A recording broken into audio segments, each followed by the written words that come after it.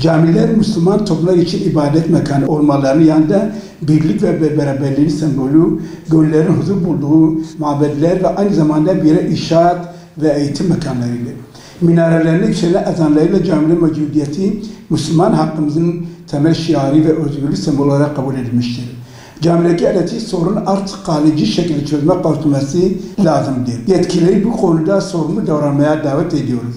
Yaklaşık 15 günden beri ilimizde birçok caminin faturalarının ödenmediği gerekçesiyle elektriklerin kesilmesi ve elektrik faturalarının ödenmediği gerekçe gösterilerek camilerimizin elektriksiz bırakılması utanç verici bir uygulamadır. Defalarca gündeme getirdiğimiz halde cami ve Kur'an kurslarının elektrik sorunun çözülmemesi ilimizde derin kırgınlara sebep olmaktadır. Halkın ibadet özgürlüğünün elektrik faturaları bahane edilerek engellemek ve cami cemaatini karanlıkta bırakmaya kimsenin hakkı yoktur. Camilerimiz devletin resmi kurumlarıdır. Camilerin elektrik, doğalgaz ve diğer tüm giderlerinin genel bütçeden karşılanması esastır. Halkın ibadet özgürlüğünün önündeki fatura engelin kalkması gerekmektedir. Camilerin ısınma ve soğutmadan kaynaklı elektrik faturaları ödenmediği gerekçe gösterilerek Batman'da birçok camide elektrik kesilmesi cemaat ile elektrik şirketini karşı karşıya getirmektedir. Bu uygulama kabul edilemez.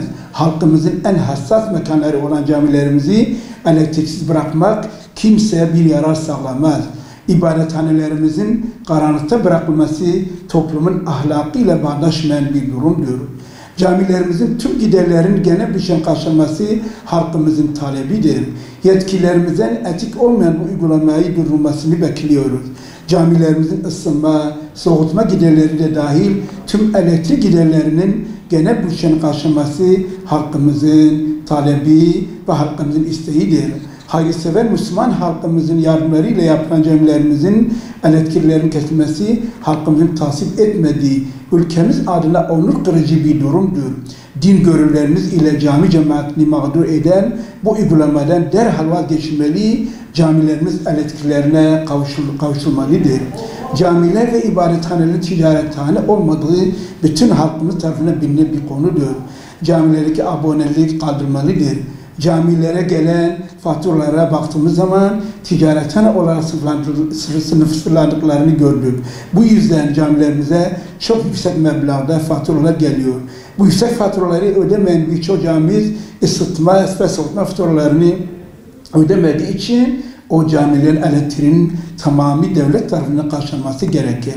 Camiler tüm aydınlatma, ısıtma ve soğutma giderlerin genel bütçeden karşılanması kanunla zorunluluk hale getirmelidir. Din görevlerinin caminin elektriğini ödemek, cemaati kışın ısıtmak, yazın seri bir şekilde ibadet etmeni sağlamak gibi bir görevleri bulunmamaktadır. Buna rağmen vatandaşların uygun ortamlarda ibadet edebilmesi için elde gelen her tür ferikalı yapan din görevlerimiz ne yazık ki elektrik şirketleri tarafından borcu muhatabı olarak görülüyor.